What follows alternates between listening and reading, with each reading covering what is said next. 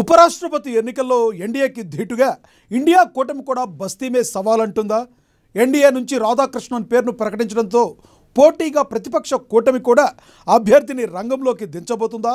ఎన్డీఏకు shock ఇచ్చేందుకు ప్రాంతీయ అస్త్రాన్ని సంధించబోతుందా? ఈ విషయంలో ఇండియా కూటమి కంటే ఎన్డీఏనే ఎక్కువ ఒత్తిడిని ఎదుర్కొంటుందా? అదేంటో చూద్దాం.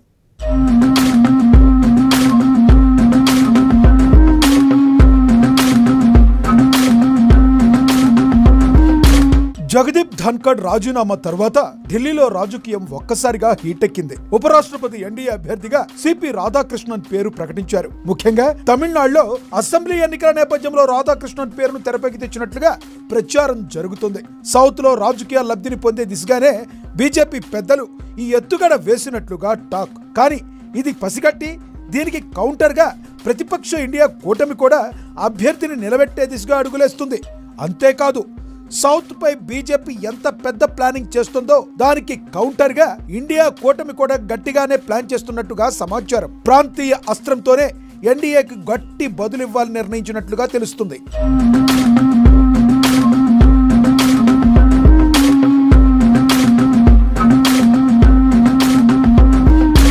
ఎన్డీఏ కూటమి అభ్యర్థి రాధాకృష్ణన్ స్వరాష్ట్రం తమిళనాడు. ఈ నేపథ్యంలో ఇండియా కూటమి కూడా అదే రాష్ట్రం నుంచి ఓ అభ్యర్థిని ఫైనల్ చేసినట్లుగా సమాచారం. ప్రతిపక్ష ఇండియా కూటమి తమ ఉపరాష్ట్రపతి అభ్యర్థిగా డిఎంకే సీనియర్ నేత రాజ్యసభ ఎంపీ తిరుచి శివను బరిలోకి దింపే అవకాశం ఉందని ఊహాగానాలు వినబడుతున్నాయి.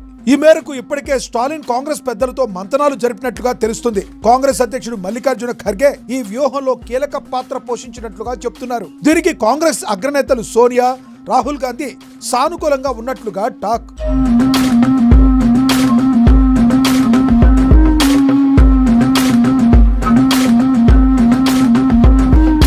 తిరుచి శివ పేరును ఇంకా అధికారికంగా ప్రకటించపోయినప్పటికీ ఆయన పేరు దాదాపుగా ఫైనల్ అయిందని సమాచారం. ముఖ్యంగా ఇండియా కూటమి అభ్యర్థిగా కాంగ్రెస్ నుంచి కాకుండా డిఎంకేకు అవకాశం ఇవ్వడం వెనుక హస్తం పార్టీ కూడా గట్టి స్కెచ్ చేసినట్లుగా తెలుస్తుంది. ఎందుకంటే మిత్రపక్షాల కోసం కాంగ్రెస్ దేనికైనా సిద్ధమనే సంకేతాలు పంపినట్లవుతుంది. అంతేకాకుండా సౌత్ ప్రజలను ఆకట్టుకునేందుకు కూడా కాంగ్రెస్ కు ఇదొక మంచి అవకాశం అని చెప్తున్నారు.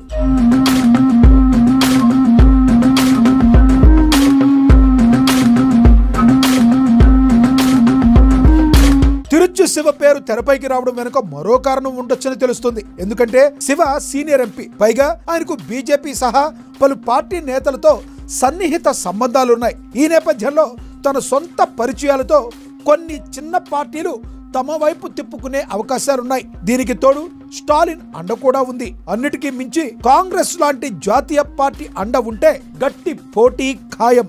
ఎన్డీఏ వైపు రాజకీయం కొంత అనుకూలంగా కనిపిస్తున్నప్పటికీ కాంగ్రెస్ ను ఏ మాత్రం తక్కువ అంచనా వేయడానికి లేదు. తనదైన రోజున ఏ పార్టీకైనా షాక్ ఇచ్చే సత్తా హస్తం పార్టీ సొంతం. కాబట్టి ఎలాంటి మ్యాజిక్ ఏదైనా ఈసారి చేయాలనే వ్యూహంతో కాంగ్రెస్ ముందుకెళ్తున్నట్లుగా చెప్తున్నారు.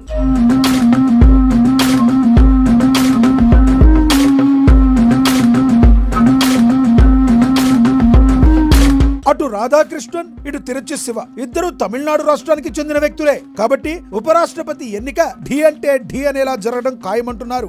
ఎన్డీఏ అధికార పక్షం అయినప్పటికీ ఇండియా కూటమిని తక్కువ అంచనా వేయడానికి వీల్లేదంటున్నారు. ఎందుకంటే మొన్న పార్లమెంట్ ఎన్నికల్లో కొన్ని రాష్ట్రాల్లో బీజేపీకి గట్టి ఎదురు దెబ్బ తగిలింది. కాంగ్రెస్ గట్టిగా పుంజుకుంది. కాబట్టి ఈసారి ఉపరాష్ట్రపతి ఎన్నికలు కూడా వన్ సైడ్ గా ఉండవని హస్తం పార్టీ తమ కూటమి అభ్యర్థి గెలుపు కోసం చివరి వరకు గట్టిగా పోరాడే అవకాశాలున్నాయి.